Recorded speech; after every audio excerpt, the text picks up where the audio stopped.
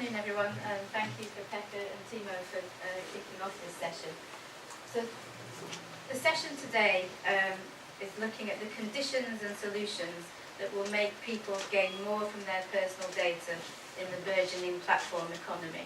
And what I'm going to do today is share some consumer insights, some findings from research that MEF has carried out to argue that the key ingredient is building trust as a key challenge and an essential ingredient in the sharing economy.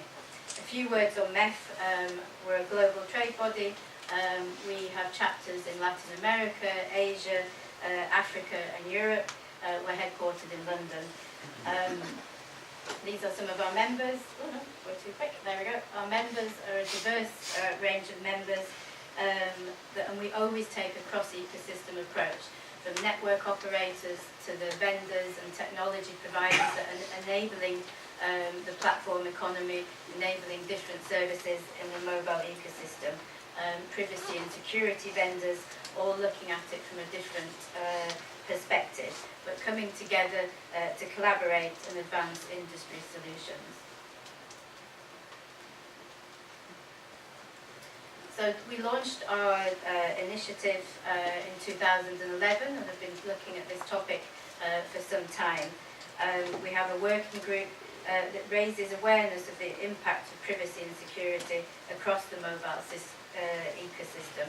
We aim to provide tools and platforms to educate, be that around compliance of regulation, hosting events to bring people together, just like this one, but also to work collaboratively to advance the issues. An example of one thing that we focused on was around transparency in the way apps collect data. And 3 years ago we launched appprivacy.net, which was a web-based resource for developers. It provides simple, business-orientated reasons as to why they need to take privacy and security seriously. It provides practical tools to help them to do that. Since then, we have a series of subgroups across education, regulation and innovation, all with a common theme of consumer empowerment, which clearly is a theme that we look at a lot over the course of the 3 days today. So every year we run a survey of consumers' behaviours and attitudes. So this year we did a study in January of 8 different countries, sadly none in the Nordics, but in Europe, France, Germany and the UK were covered. And I'm going to take you through some of the findings, which will hopefully, during the discussion, then see what the platform economy needs to do to succeed in Europe. So, it's trust. It's a big problem. The survey found, or rather the lack of it, continues to be the single biggest barrier to growth in the mobile ecosystem. This chart shows that 36% of the respondents say that the main reason they don't use more services on mobile, download more apps, engage in the platform economy is because of trust. And trust is defined as they don't want to give up personal information, they don't trust the security of that service or application, or maybe they've just read negative news stories and that has an impact on their user behaviour. Significantly, the trust issues, according to the survey, significantly outweigh other factors such as cost or network download speeds that one would expect to be prohibit usage across mobile.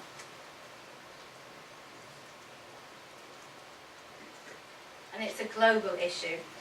You can see from the 8 countries studied that the concern was found to be highest in China, the US and Germany, all at 39%, but for different reasons. In Chinese, it was found to be the fear of security breaches that were driving their reluctance to engage more. The study found that Brazilians are the least sensitive and the Americans the most. So while the platform economy is born in the US and all of the case studies here look to the US, then the mass market still hesitates when it comes to sharing personal data and it remains a challenge for building the platform economy. And I think the US has Snowden and all of the heightened awareness, and perhaps that's an opportunity for European consumers to see this differently.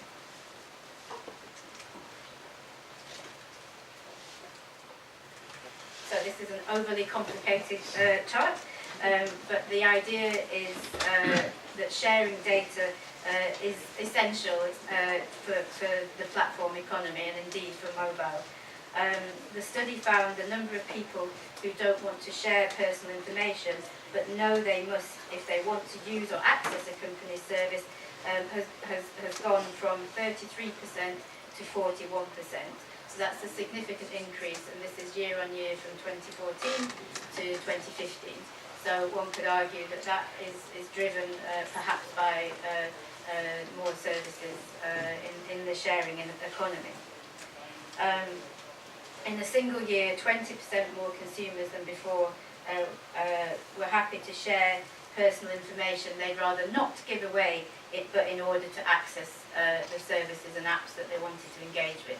And perhaps this is a fundamental of the economy that we're looking at today.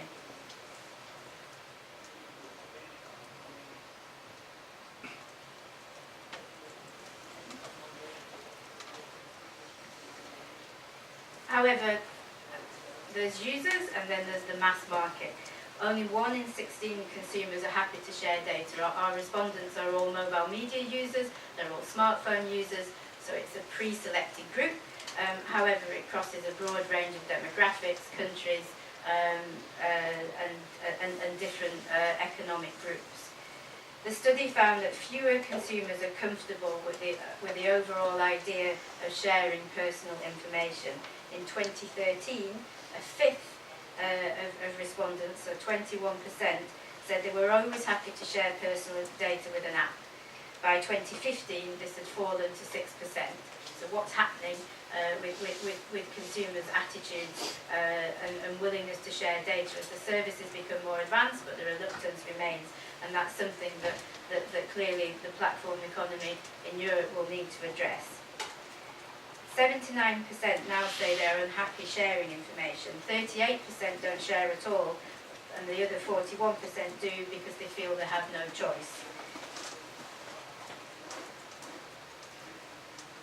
So if we look at different kinds of data, stop clicking too quickly. Given the amount of privacy-related attention, this slide's probably no great surprise that social networks are the least trusted of the different types of services that we asked about in the survey. Half of all US mobile users, so 49%, see social networks as untrustworthy, perhaps reflecting the constant media attention that global giants such as Facebook face. What's interesting for the platform economy, and on a more positive note for maybe some of the trials that are happening with companies here today, then consumers trust health and medical services much more, despite the sensitivity of the personal data that may potentially be collected by those services. Only 12% of consumers name health and fitness apps as untrustworthy. Travel and lifestyle, so early movers in the platform economy in the US, also fare much better.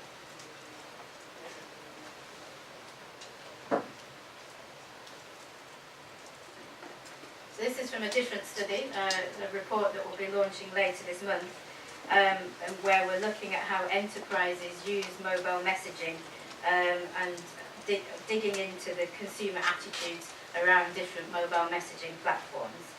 And good old SMS comes out on top as the most trusted platform. Social networks again faring badly. Mobile messaging, this is important because mobile messaging is a key enabler of the platform economy, be it for authentication, for marketing, for communication. Services are built through messaging platforms. And I'm sure the European regulators will follow WhatsApp's decision yesterday to share their data with Facebook with great vigilance, and just shows how important this area is. Finally, from the data, we need to understand the emotional value that consumers place on certain types of data. In a report on wearables, then roughly half of the respondents, so more than half, 51%, named photos and videos as the most sensitive kind of information collected by wearables. I guess it depends on the videos, but much more than health and location.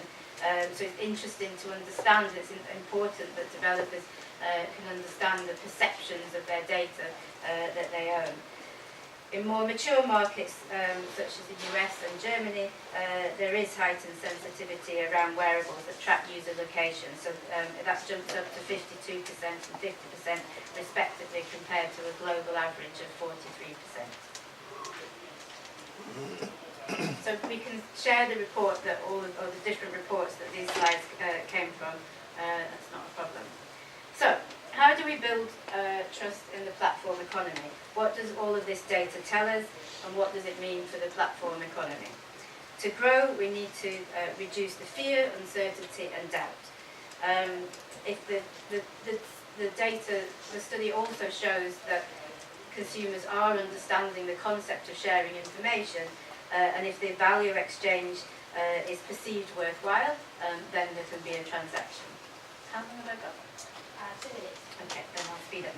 Early movers in the platform economy, such as Uber and Google's Waze, and the many on-demand delivery services, have further advanced perceptions and demonstrated the benefits of sharing data. But again, their business models have also raised concerns about adequate data handling, privacy violations, and of course consent. The US has dominated the platform economy for the last 5 years, Asia as well. But now often these markets are playing catch-up when it comes to regulation. For example, Uber's facing issues in many countries offering services which are technically against the law, and having cars confiscated and all the other stories. The rollout of GDPR creates an opportunity and provides an environment where digital innovation can be born in the right way. Europe is taking the lead globally when it comes to data regulation, and GDPR, we would argue, helps set the rails for a new platform economy.